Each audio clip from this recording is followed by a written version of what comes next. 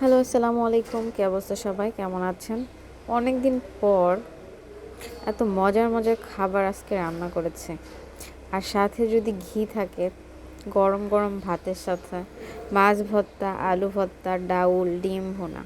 আর কিছু লাগে বলেন তো?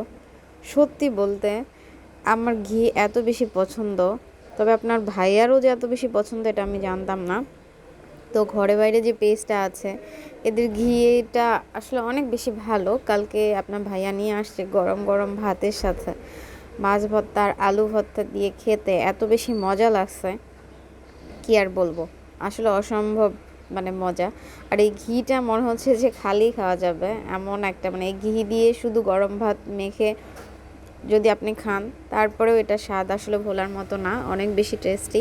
তো সবাই এটা টেস্ট করতে পারেন। আর কার কার ভর্তা ভাত খেতে ভালো লাগে অবশ্যই কমেন্ট করে জানাবেন। কারণ কি, মুখের রুচি বা স্বাদ চেঞ্জ করার জন্য মাঝে মাঝে ভর্তা ভাত খাওয়া দরকার।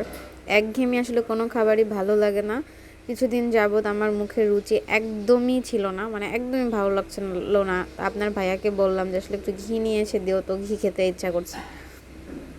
তো যাই হোক, আলহামদুলিল্লাহ, যেটা খাওয়ার কথা বলি সে কিন্তু সবসময় নিয়ে এসে দেয়, এটা আলহামদুলিল্লাহ।